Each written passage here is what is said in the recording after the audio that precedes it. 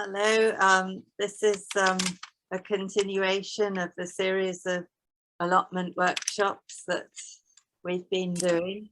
And before, we have been having a little summary of the book, The Bible and Ecology, by Richard Bauckham at the beginning, with biblical quotations exhorting us to look after his creation. But because of technical reasons, we're going to do the anthem first today that I found, which we've been saying and singing each month in solidarity with the poor people over in Ukraine. And of course, all of the ones that have had to flee their country. So hopefully we'll be able to hear a really nice chap singing it. And we can say it as a kind of prayer. It's an anthem, so we can say it as a prayer for Ukraine to start with. And then we'll go on to gardening matters.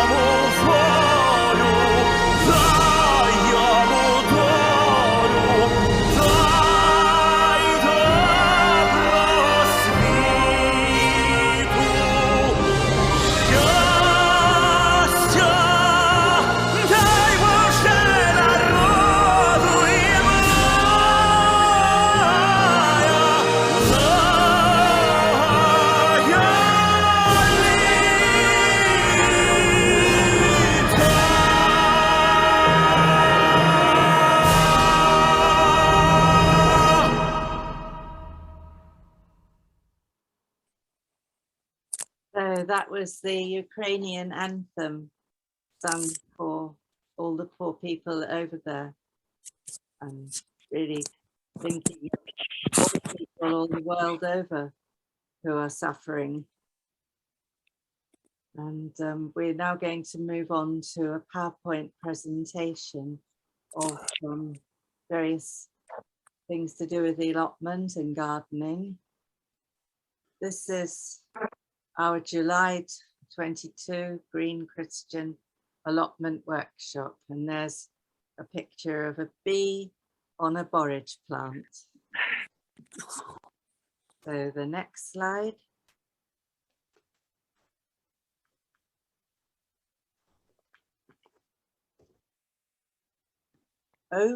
This is we're going to do seaweed, sandy soils, allotment disasters and recovery. So over the last year, we've been learning about how to improve the quality of our soil. And of course, that's the basis for growing anything. So we did sheet mulching, which was digging in straw, breaking up heavy clay soil, making it workable. And I did say last time that I'd do something about sandy soils this month, which I will later on. And then we looked at volcanic ash, because at the moment, in a previous workshop, we've learnt how there's only about 50% minerals coming out of our plants now because the soil is so depleted from intensive farming. And then we learnt how to use comfrey as a great plant fertilizer, and also how we can grow white clover as a living mulch. We can keep it trimmed and clear patches to plant vegetables into it. And I'm trying to do that to get rid of couch grass on my allotment and to make it more easy to use. And now this month, we're going to look at the beneficial use of seaweed in our gardens and allotments, and also how it should be used in agriculture everywhere. We go on to the next slide. That's a kind of sea picture. That's one of my little sketches of the sea off Wellston Lighthouse, and if you look into it carefully, you might be able to see a few dolphins. And there's seaweed hanging around at the bottom in a bit of it, but that was just to give a seaweed impression. Okay, so the next slide. I say the future is seaweed.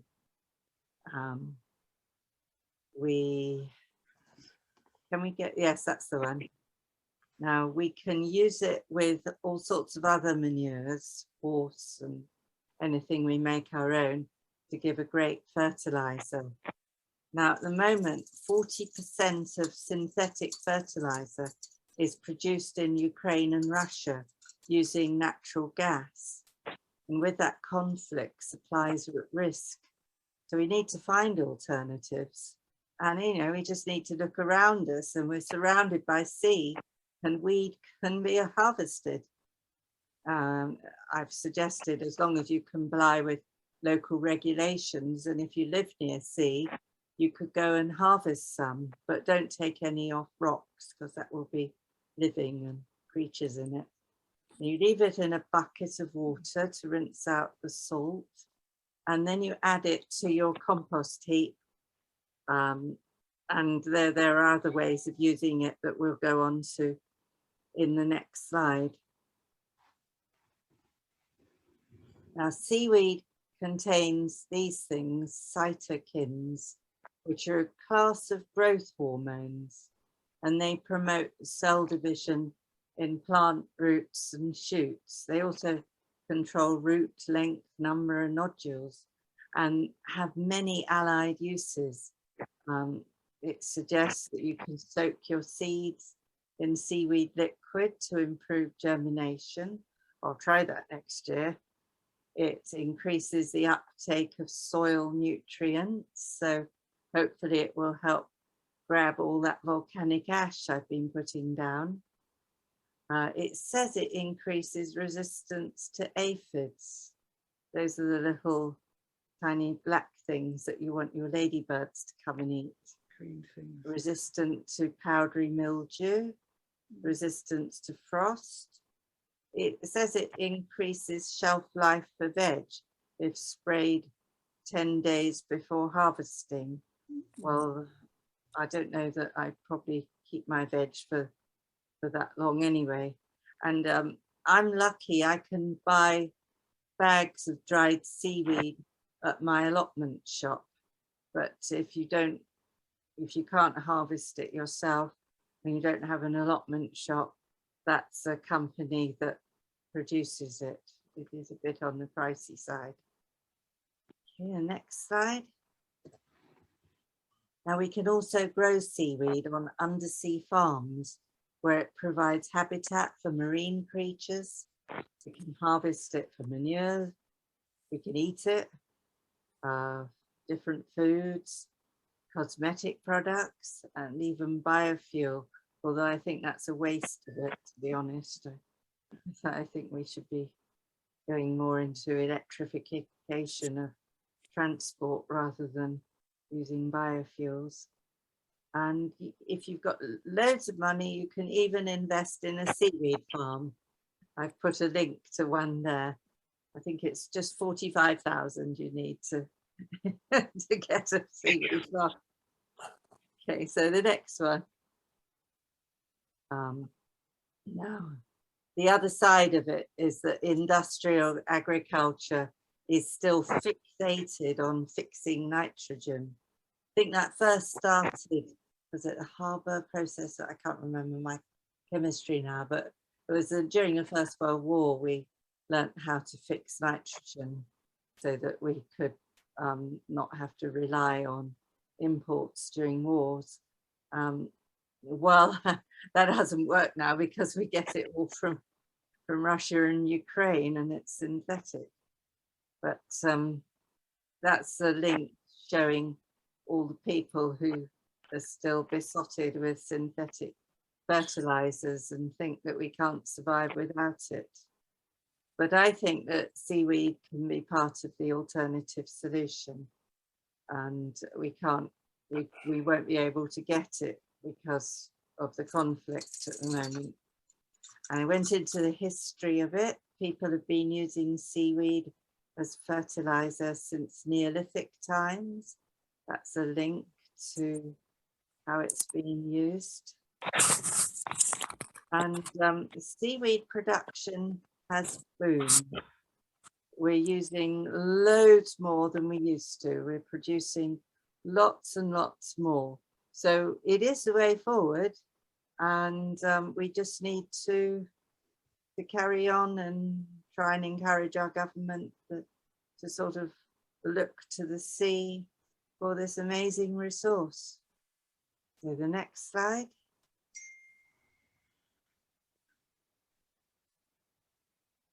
Okay, we're going to do sandy soils. So it's another little sketch of mine. That's the Run of Kutch off India. It's a desert. It leads onto the Thar Desert. So nice lot of sand in the background there. I'd done a lot of sketches of flamingos, and I sort of wondered, I was doing magazine covers at the moment for an Urdu magazine, and I kind of wondered how on earth I could put these flamingo studies into a magazine cover. So I looked up and I found these flamingos do actually go there when they migrate from East Africa. So anyway, there's a picture of some sand, and we can go to sandy soils. Oh, I've looked up and it does appear to be much the same as improving a clay soil. Put on manure, compost and mulch, which obviously makes the sand much more sort of green and less sandy. So the only difference I could find, that they suggest you don't water it for too long. On my clay soil, I water a lot. Well, I actually twice a week during the really hot period, but I've gone back to once a week now. But apparently sandy soil prefers little and more often, at least until you get it, until it's a much better soil. I mean, my clay soil would normally, before I'd done all this mulching with straw and everything, it would be rock hard, and you couldn't get, it would be like concrete. So using the mulching has really improved it. So I can recommend, if anybody's got sandy soil, look at the previous PowerPoint presentations for all the links, which Barbara can send a link for how to find all the previous PowerPoint presentations, and you can see, or I can email you, you can email me about how to improve your sandy soil so that you can then water it just once a month, once a week, because the idea is that if you water it too often, you only get shallow roots. So you want to improve the soil until you've got a really good soil, and then you just water it once a week So it sinks right down, and that improves the ability of the roots of the vegetables to grow really deep and construct great vegetables. But there was another link which said maybe putting too much mulch on might make it too salty, but I have to look into that more. So if anybody's got a sandy soil, they can report back. Thank you. And the next one. Yes, well, I went away for a month and I put builder's sand around all my vegetables in the hopes that it would contain and ward off the mollusks, but the vegetables all got eaten and all these weeds grew up everywhere. So I had a bit of a disaster this month, but anyway, never mind. It has proved a blessing in another way. If we go on to, yes, so the wildflowers that grew up instead of the vegetables have been quite easy to remove, and not much couch grass grew back. And luckily I've left a lot of veg still in the greenhouse, and I've acquired substitutes from Gumtree, nearby neighbours. So we're fighting back, although it means I haven't got bucketfuls of vegetables at the moment. But I do have quite a lot of potatoes and tomatoes and chard. So it's been an opportunity for the bees and all the other insects. It's been a real haven for them. So don't use builder's sand. I should have put down organic repellents. I've got some organic slug pellets now. And the beetroot is growing under the wildflower mesh. I've just got the wildflowers off the beetroot so that they can grow a bit better. And I'm putting down white clover as I put more vegetables, because I want that to grow up as the living mulch, so that in future I just strim it and dig out patches to put a vegetable in to prevent my pervasive couch grass from coming back. That's what I hope to do. There we are, there's the bee haven. Got so many bees. I've never seen so many bees. So my disaster has perhaps been the saving of all the bees in Bournemouth. So I'm happy with that. Okay, that's my cousin has saved the tomatoes. He staked them all up and they're all coming quite nicely now. And I made I cut down all the comfrey and stuffed it into a water butt, and so I'm getting really good tomato feed from that. And these sunflowers just appeared from, not quite sure where. They may have been in the soil and they just came up, but they're very nice. Might be able to feed them to the parrots. Now this is Sue's contribution, and she's not with us. And Sue is a real expert with her allotment. You can see how many vegetables she's got. She's got loads of vegetables, loads of fruit, loads of garlic, some damage from rats, but well, that's something you can't always avoid. They've taken her broad beans, and she's thinking of putting holly leaves around the plants, and asks if anybody's got any other ideas. And she's got tomatoes. She's made her comfrey tea, and she asks how other people's tomatoes are growing. I haven't got any tomato blight so far, so that's good. And the next, that's more of her contribution. My runner beans haven't done very well either, but that was partly because I had to dig out loads of weeds all around them, but hopefully now they may take up.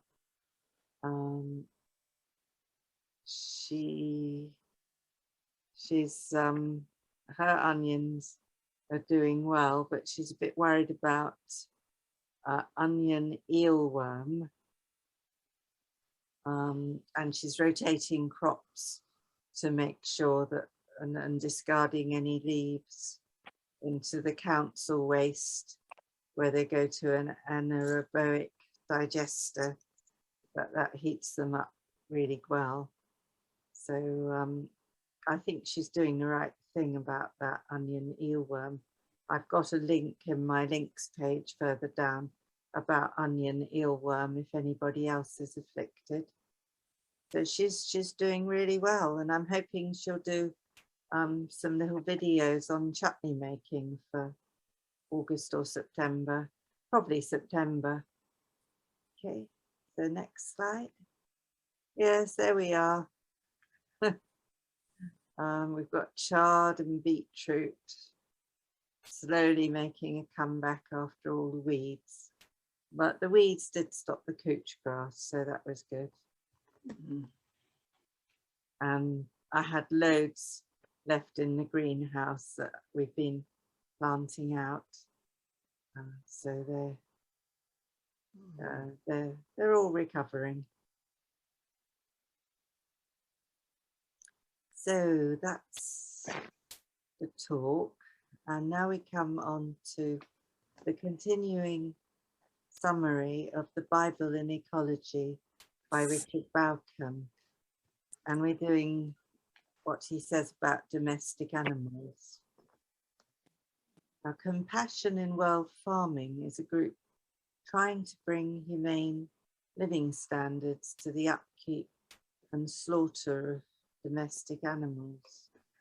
And Richard Bauckham discusses various biblical texts exhorting us to care for domestic creatures, such as they should be allowed to eat while they help thresh, they shouldn't be muzzled, and many other texts in that section. And Ezekiel 34 admonishes the cruel animal owner, and his texts show that the Bible cannot condone the cruelty of modern intensive farming. I mean, a lot of people don't realize just how much is in the Bible about caring for the planet, for all of creation, and especially about creatures. So he is saying compassion to all creatures, as in the 23rd Psalm and Psalm 145. The Lord is good to all, and his compassion is over all he has made. For having an allotment or garden and tending it with organic and permaculture practices is a return to these traditional methods, where we were conscious of looking after the land and other creatures.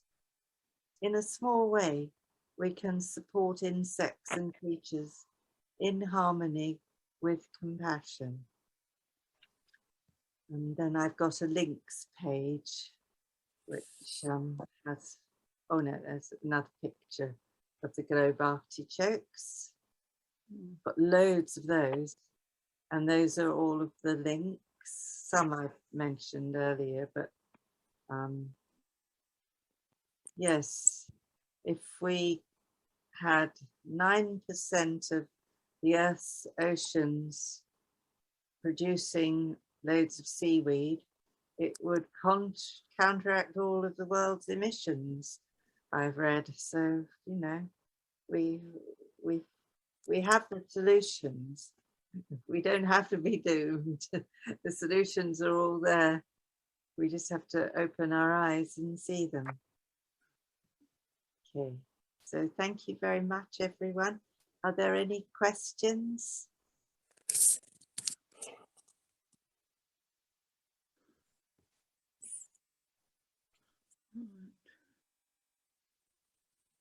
I've got a question, please. Thank you, Marisa. It was so interesting again. You mentioned at one point roots being able to go down the depth that they can go down in the soil matters. And I just wondered whether having a raised bed where I grow my vegetables might be counterproductive, in that it was just placed on a grassy area.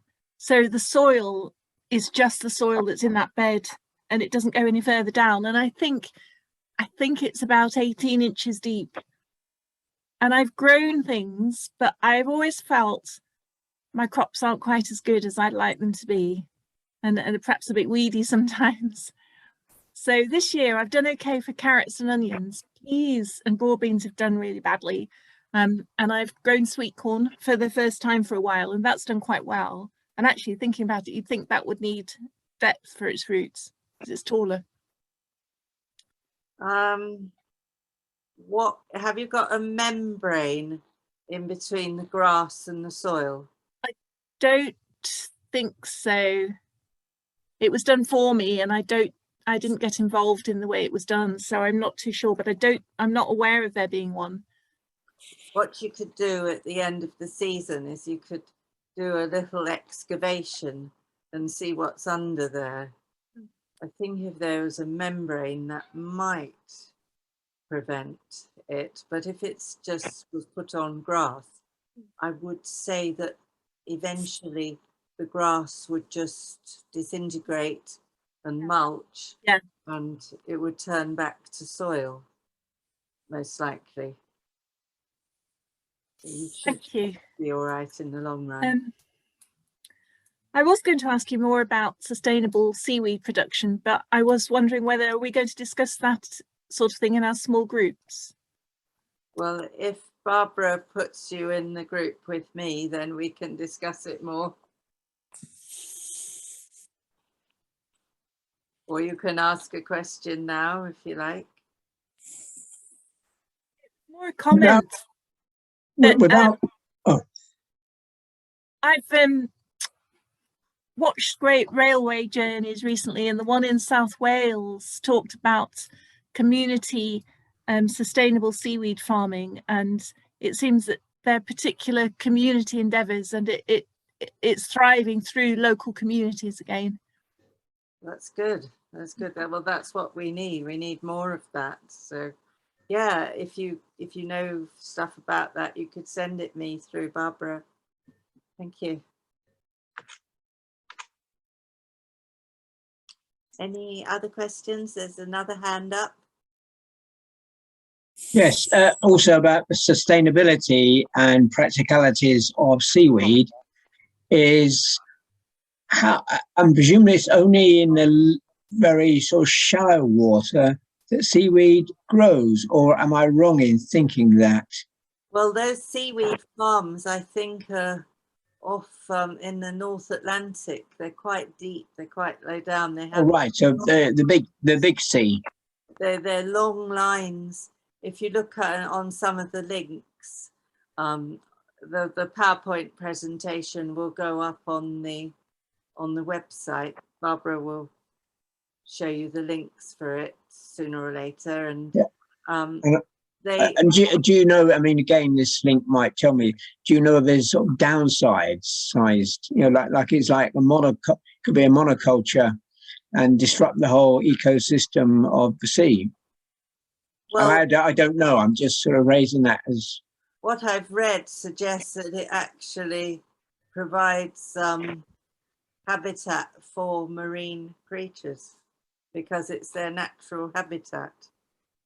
Like oil wells, which aren't quite so good for them to have in the sea.